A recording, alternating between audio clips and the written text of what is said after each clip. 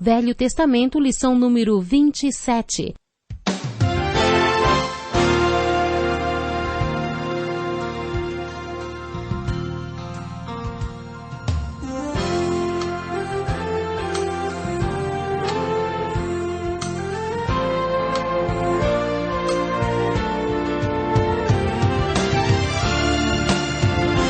Deus tem planos para cumprir em nossas vidas. Essa é a mensagem de toda a Bíblia, e é isso mesmo que estamos estudando aqui no Encontro com a Palavra, escrito pelo pastor Dick Woodward e narrado pelo pastor Edson Bruno. Fique atento a mais um programa que o Ministério Cooperativo Internacional leva a você. Com você agora, pastor Edson Bruno.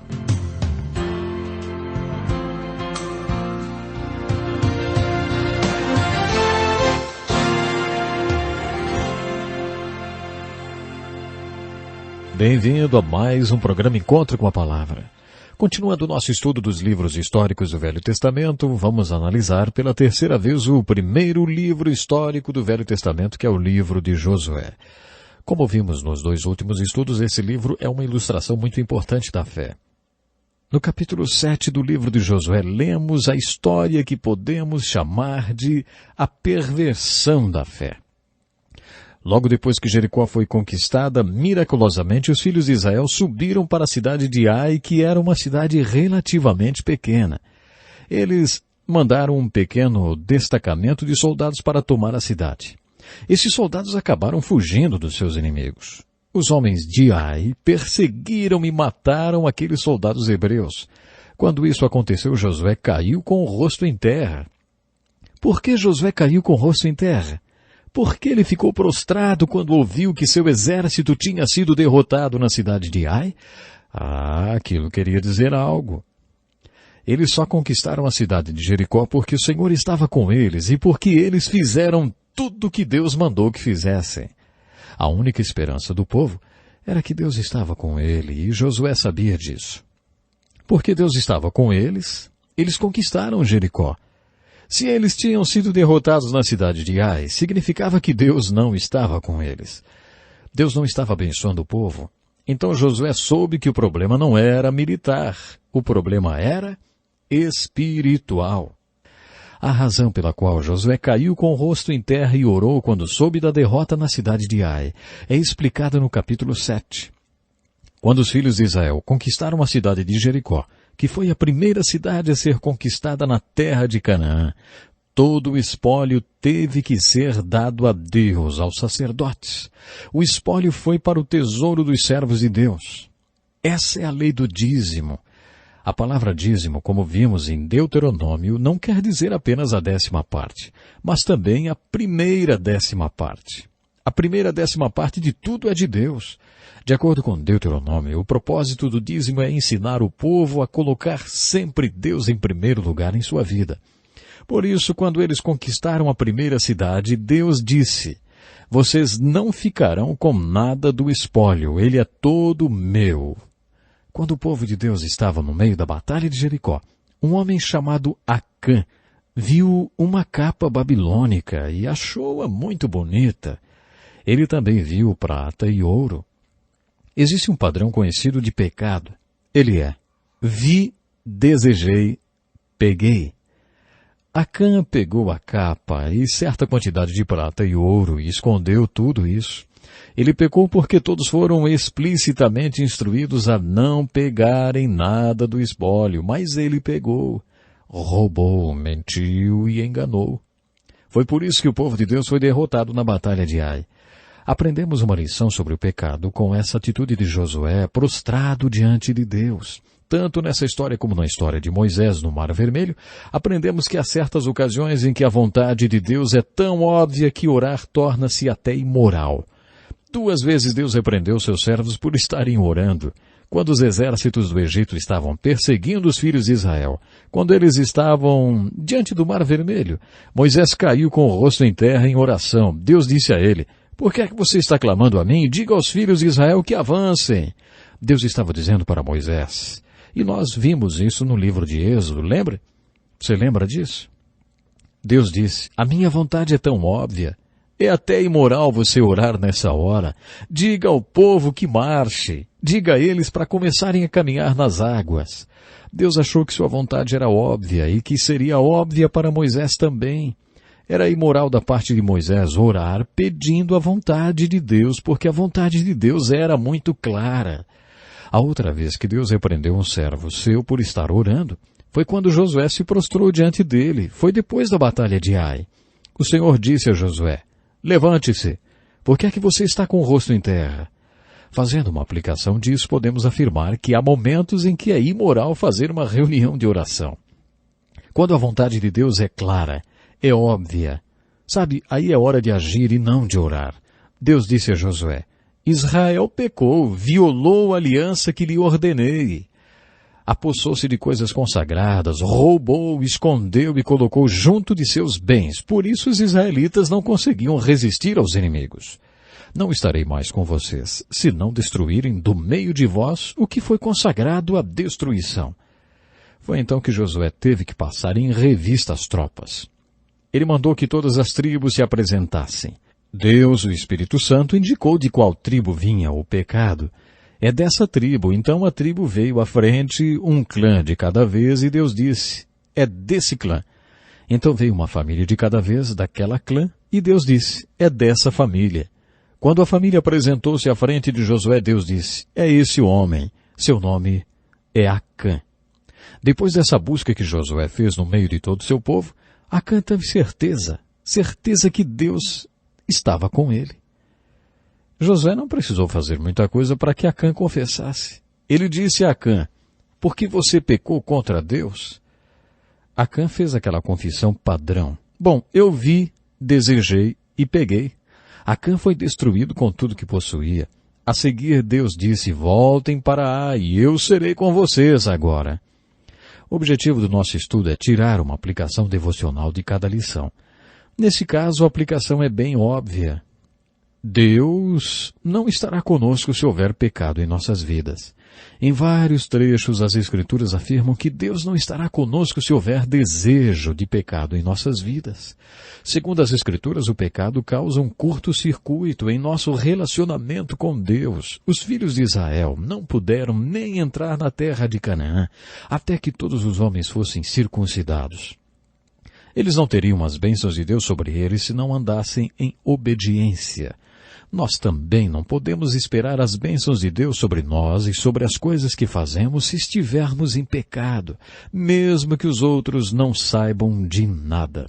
A palavra confessar é composta de duas palavras: falar, a mesma coisa. É isso mesmo, duas palavras: falar e a mesma coisa. Ou seja, falar a mesma coisa, isso é confessar. Fazendo uma aplicação disso, quando você confessa o seu pecado, é como se estivesse revistando seus atos e obras diante de você mesmo, e em determinado momento Deus apontasse o pecado em sua vida. Quando Deus aponta o dedo para o pecado em nossa vida, de acordo com o apóstolo Paulo em Colossenses, você deve eliminar esse pecado para que as bênçãos do Senhor retornem para você. Outra lição que aprendemos é que mesmo que o pecado seja tratado e confessado, haverá consequências. É isso que está ilustrado nessa história como a eliminação de Acã. A ilustração positiva está na volta do povo para a cidade de Ai. Como dissemos em nosso último estudo, na Batalha de Ai, Josué demonstrou ser um gênio em estratégia militar. Se você se interessa por assuntos sobre guerra e estratégias militares, vai gostar da história da segunda Batalha de Ai. As tropas de Josué atacaram a cidade como fizeram da primeira vez. Quando isso aconteceu, os homens de Ai pensaram: pronto, lá vêm os israelitas outra vez. Eles saíram da cidade e começaram a perseguir os israelitas como da primeira vez. Na noite anterior, Josué tinha colocado 30.000 homens atrás da cidade para que eles a atacassem por trás e a tomassem quando seus homens saíssem à cidade para perseguir o primeiro destacamento de Israel. Os israelitas incendiaram a cidade. Perto da cidade de Ai ficava a cidade de Betel. Josué colocou 5.000 homens apostos junto dessa cidade para interceptar qualquer ajuda aos soldados de Ai. Quando os 30.000 homens incendiaram a cidade, os homens de Ai que estavam perseguindo Josué e seu povo viram a fumaça na cidade e perceberam que tinham sido enganados. que tinham sido emboscados. O exército de Josué deu meia volta e começou a lutar com os soldados de Ai. Os 30.000 israelitas saíram da cidade de Ai e os atacaram por trás. Depois vieram os homens que estavam em Betel pelos lados e o povo de Ai ficou totalmente cercado. Eles foram destruídos. Esse plano demonstrou que Josué era ótimo estrategista militar. Ele não poderia pôr em prática, nesse caso, o plano de batalha de Jericó. As batalhas de Ai e de Jericó nos mostram que Deus às vezes nos dá um plano ridículo só para testar a nossa fé. Mas isso não é regra, não acontece sempre. É exceção. A regra é, Deus é um Deus de ordem e de projeto. Por isso podemos contar que Deus e os homens de Deus têm um plano. Quando jovem, eu era um pastor muito imaturo e achava que para uma pessoa ser espiritual tinha que ser desorganizada. Eu era indisciplinado e desorganizado e dizia, olha, eu não vivo buscando as coisas do mundo e por isso lamento se isso incomoda as pessoas. Sou muito espiritual e não preciso organizar nada nem planejar nada do que eu faço. Naquela época eu achava que as coisas aconteciam apenas pela graça de Deus. E se as coisas só dependiam de Deus, eu não precisava fazer nada, nem planejar, nem organizar. Um dia fui pregar em um café da manhã para um grupo de homens e falava sobre os 3 tipos de pessoas que existem no mundo. O grupo vamos ver como que fica, o grupo gente que faz e o grupo não estou sabendo de nada. Sabe, honestamente eu pertenço ao grupo vamos ver como que fica. Não faço planos, eu faço o que Deus me mostra para fazer naquele dia, não faço planos. Na manhã seguinte, durante meus momentos devocionais, deparei-me com um versículo de Provérbios que diz que o homem sábio faz planos, mas o insensato não faz planos e ainda se orgulha disso. Aquele versículo foi a palavra de Deus para mim. Se você é uma dessas pessoas que não planejam, que não sabe de onde veio, nem onde está, nem para onde vai, não culpe Deus por isso. Nosso Deus é um Deus de ordem, com projetos, que sempre faz planos. A segunda batalha de Ai é uma ilustração disso. A maneira como aconteceu a segunda batalha de Ai tem mais a ver com o estilo de atuar de Deus do que a batalha de Jericó. A batalha de Jericó foi uma exceção no estilo de trabalho de Deus. No capítulo 9 do livro de Josué, encontramos outra ilustração sobre a fé, ou pelo menos mais um fator que compõe a fé. Denominei esse capítulo de a percepção da fé. Um dos elementos mais importantes da fé é o discernimento. Para viver uma vida de fé, você precisa conhecer a vontade de Deus. Talvez a pergunta que os pastores mais ouçam na vida seja, ei pastor, como eu posso saber o que Deus quer que eu faça? Quando as pessoas descobrem que existe a vontade de Deus para as suas vidas, elas querem descobrir qual é.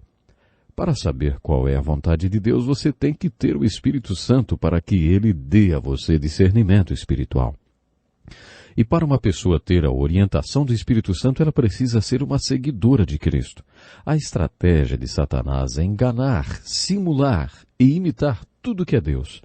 Satanás foi um anjo de luz. Se você imagina um inimigo com uma roupa vermelha segurando um daqueles forcados enormes, presas na boca, então você imagina exatamente como ele quer que você o imagine. Ele quer que você o imagine como uma figura mitológica. O poder de Satanás é bem real. Vou repetir, hein? O poder do inimigo é real. Na dimensão espiritual, existe o poder de Deus e o poder do maligno. Nem tudo que é espiritual é do Espírito Santo. É por isso que Moisés nos alerta tão enfaticamente sobre feitiçaria e espiritismo e tantas outras coisas que têm a ver com a dimensão espiritual, mas não com o lado bom dessa dimensão espiritual.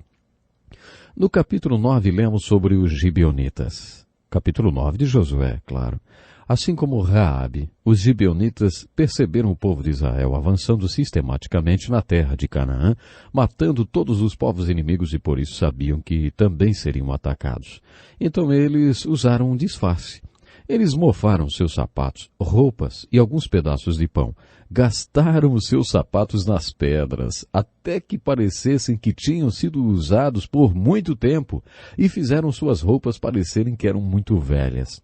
Eles moravam nos arredores, mas quando foram falar com os filhos de Israel, deram a impressão que vinham de uma terra muito distante.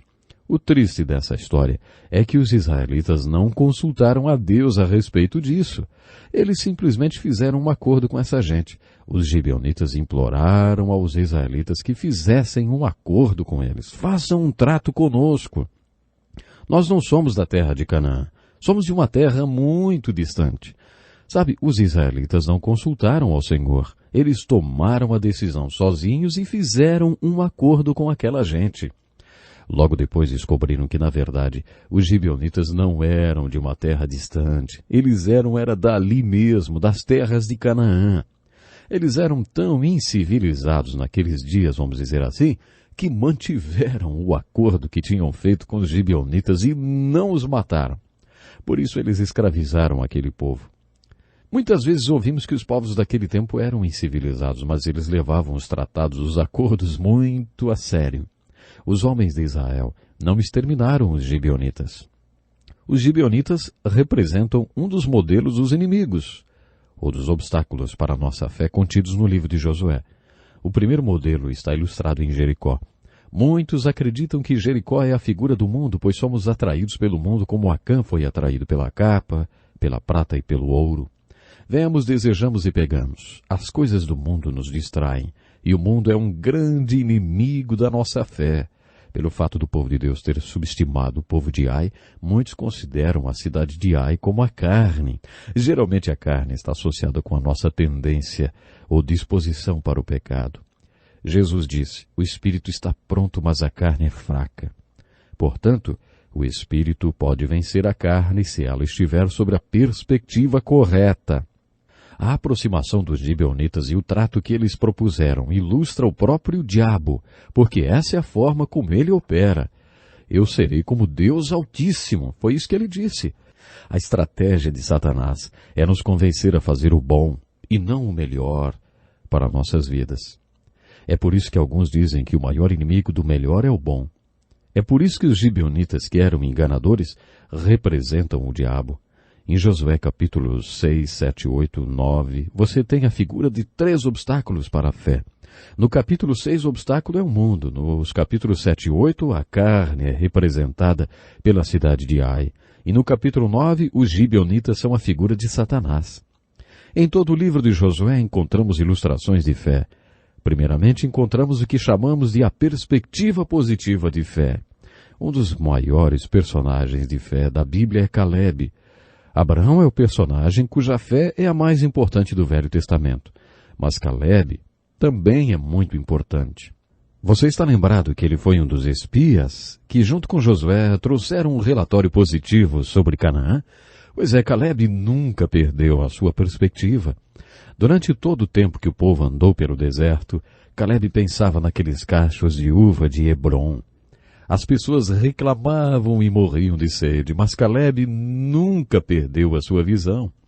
Imagine as pessoas perguntando, Caleb, em que você está pensando? E Caleb respondeu, bom, eu estou pensando naqueles cachos de uva da cidade de Hebrom. Ele nunca perdeu a visão de Hebrom. Os outros eram especialistas em gigantologia, como mencionamos quando estudamos o livro de Números. A letra de um antigo hino ilustra isso. Todos viram os gigantes, mas Caleb? Caleb viu o Senhor. Caleb também viu os gigantes e obstáculos, claro, mas ele tinha um Deus que era maior do que os obstáculos. Quando eles entraram na terra de Canaã, Caleb conquistou e tomou posse de Hebrom, a cidade que Moisés havia prometido a ele. Ele apresentou-se a Josué, reivindicando sua cidade, e recebeu permissão para conquistá-la. Essa é uma linda ilustração da perspectiva positiva de fé. Mas o livro de Josué também possui uma perspectiva negativa de fé. Nós vemos isso entre os capítulos 14 e 23. Esses capítulos contam que os filhos de Israel não expulsaram os povos que viviam na terra de Canaã. Deus havia ordenado guerras de extermínio. Se eles tivessem executado as guerras de extermínio contra as nações de Canaã, mais tarde não teriam sido escravizados 7 vezes. Lemos sobre isso no livro de Juízes. No livro de Josué nós lemos, os descendentes de Judá não conseguiram expulsar os jebuseus que viviam em Jerusalém. Até hoje os jebuseus vivem ali com o povo de Judá. Os cananeus de Gezer não foram expulsos, e até hoje vivem no meio do povo de Efraim. mas são sujeitos a trabalhos forçados. Os filhos de Manassés não conseguiram expulsar os habitantes daquelas cidades, pois os cananeus estavam decididos a viver naquela região. É isso que lemos repetidas vezes nessa parte do livro de Josué, o que significa que os filhos de Israel nunca conquistaram totalmente Canaã. No próximo livro da Bíblia, o livro de Juízes, lemos que muitos anos mais tarde, aquelas mesmas nações dominaram os filhos de Israel e os escravizaram. Isso tem uma aplicação devocional. Algumas pessoas fazem referência a conquistar a Canaã que ainda não conquistaram em suas vidas. Você sabe o que elas querem dizer com isso? Quando as pessoas dizem, eu ainda tenho muita Canaã para conquistar, elas estão falando da aplicação devocional que encontramos no livro de Josué. Deus nos manda entrar na terra de Canaã e conquistá-la por completo, por inteiro, isso mesmo, e obter uma vitória completa sobre nossa Canaã espiritual. Muitos são libertos do Egito espiritual, mas nunca chegam nem a entrar em Canaã. Muitos entram, mas não conquistam muito dela, talvez 1 ou 2 cidades, e isso é o máximo que conseguem conquistar. Conheço um pastor que contraiu uma doença maligna e foi assim que Deus o levou. Logo depois que ele soube que em breve estaria com Jesus, eu me encontrei com ele. Enquanto conversávamos sobre o fato de sua vida aqui na terra já estar passando e uma nova dimensão de vida eterna estar se iniciando, ele teve um momento de arrependimento. Ele lamentava que tivesse muito de Canaã ainda para conquistar. Eu não entendi. Pensei que ele estivesse falando sobre o ministério que teve. O ministério dele tinha sido muito abençoado. Então eu comecei a lembrá-lo de algumas coisas maravilhosas que Deus tinha feito através do ministério daquele homem. Eu perguntei, o que mais o Senhor poderia desejar? O Senhor conquistou tantas Canaãs em seu ministério? Mas ele não estava pensando nisso. Não, ele disse, eu não estou falando de ministério, eu estou falando da minha vida. Estou falando dos pecados da minha vida. Estou falando desse tipo de Canaã. Tenho tanta Canaã para conquistar. Pois é, conversando com o seu médico, esse pastor falou, eu ainda tenho tanta Canaã espiritual dentro de mim e gostaria de conquistá-la antes de encontrar-me com o Senhor. O médico então disse, a doença que você tem vai ajudá-lo nisso. Deus usará o seu sofrimento para queimar tudo aquilo que é contrário à natureza dele. Quando finalmente você se encontrar com o Senhor, será uma relação de espírito com espírito. Você conquistará a sua Canaã nos meses que Deus ainda tem aqui para você. Sabe, o sofrimento pode ter esse efeito em nós. É essa aplicação devocional dessa parte do livro de Josué. A minha pergunta é, e você? Já conquistou sua Canaã espiritual? Essa parte do livro de Josué também levanta algumas questões sobre guerra de extermínio. Essa questão é um problema para muitas pessoas. Como esse Deus de amor que nós conhecemos hoje pode ter ordenado uma guerra com o objetivo de exterminar o povo adversário? Responderei a essa pergunta no nosso próximo estudo, portanto você não pode perder. O nosso tempo hoje acabou, mas programe-se para estarmos juntos outra vez no nosso próximo encontro com a palavra. Até lá então. Deus lhe abençoe. Que lição importantíssima. Obrigado, pastor Edson Bruno. Prezado ouvinte, coloque em prática o que você ouviu aqui.